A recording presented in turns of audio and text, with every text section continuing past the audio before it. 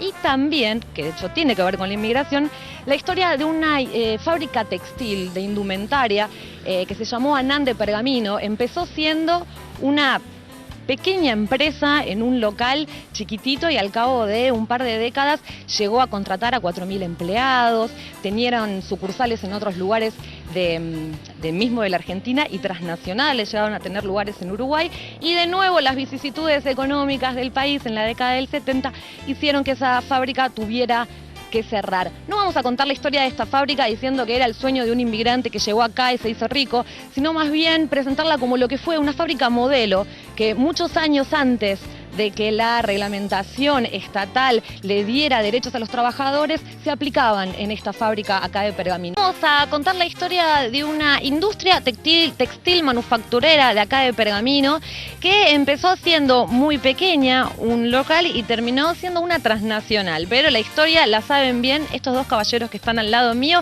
Les voy a presentar a Juan Carlos, que es sobrino de Alfredo Anand, hijo del fundador de la empresa, y a Santos, que fue encargado de expedición, un trabajador de la empresa por más de 30 años.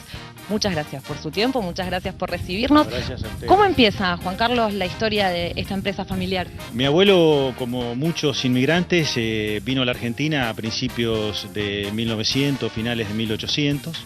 Se establece en Buenos Aires, en el barrio de La Chacarita, y en uno de sus viajes al interior para vender telas, para vender ropa, como hacían generalmente todos los inmigrantes de Siria y de Líbano, conoce Pergamino, le gusta, se queda, pone una tienda y ahí comienza la historia, así a principios de 1900, 1920 aproximadamente, comienza a vender en esa tienda, conocida como tienda El Siglo, ropería El Ciclón, y ahí comienza la historia de la fábrica. Mi abuela, también proveniente de Siria, Naima Razuk, viene a los 15 y 16 años, se casa con mi abuelo y comienza la densa descendencia de 11 hijos. 11 hijos tuvieron. Por Y de a otro poco a lado, poco, Ceci, digamos, empiezan a... Sí.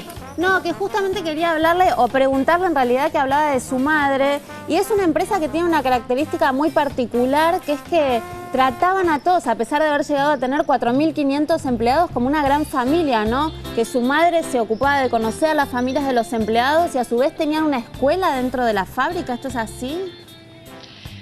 Sí, es así, y no solamente eso, mucho antes, como decíamos, que exista una legislación estatal que defienda los derechos de los trabajadores eran respetados en esta fábrica. Ahora se lo vamos a preguntar, esto es así, ¿verdad? Sí.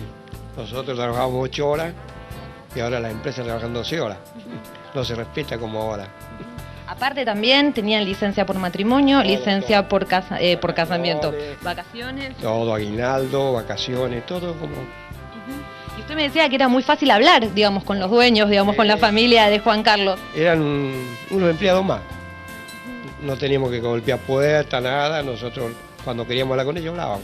Muy importante también destacar dentro de todos estos derechos que se les daban a los trabajadores eran facilidades para conseguir sus casas, créditos para comprarlas. Comprarla. Ellos hicieron 2 barrios también en Pergamino.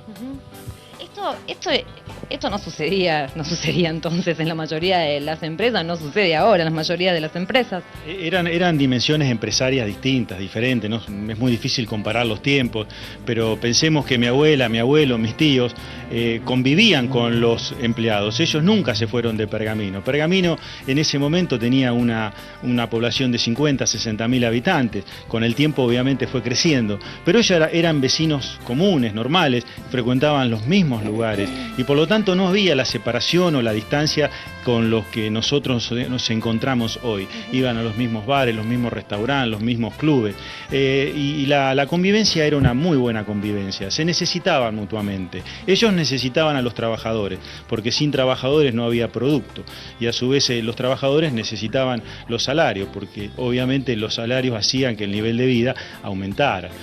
Esta industria también modificó el lugar. A ver, estamos hablando de una fábrica que contrataba a 4.500 empleados, donde todo el tiempo había camiones, donde todo el tiempo se pedían como productos que salían de esta fábrica, o sea que modificó el lugar. Sí, transforma. Toda industria que es beneficiosa, que tiene ganancia, transforma al lugar o a la sociedad en la cual se inserta.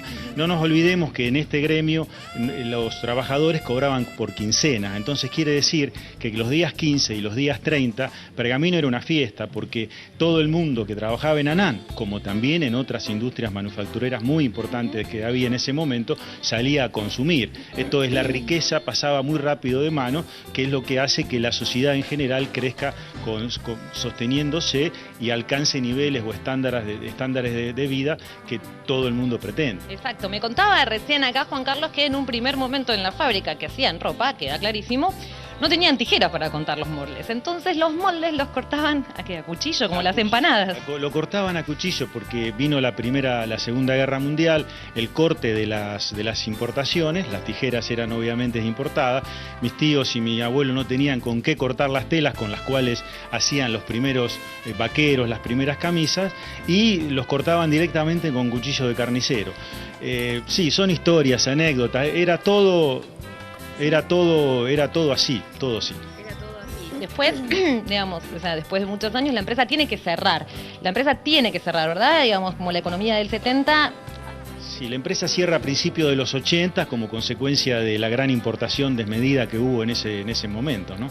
Yo recuerdo que en ese momento las camisas se importaban de Oriente Medio no por kilos, o sea, venían por kilos y no venían por unidad, lo que implicó prácticamente la imposibilidad de competir. Aquí la camisa salía más barata hecha en Taiwán que hecha en Pergamino. Por más que sea de pésima calidad, era más barata y uno va a lo más barato. Exactamente. Lamentablemente, o no, lamentablemente no, porque a veces no le queda a uno otra más que comprar lo más barato. El Estado podría haber protegido, pero no eran tiempos en los cuales el Estado se preocupaba por esas cosas. Muchísimas gracias a los dos, muchísimas gracias Juan Carlos, muchísimas gracias Santo por recordar esta historia de esta industria textil manufacturera que fue pionera y que fue modelo acá.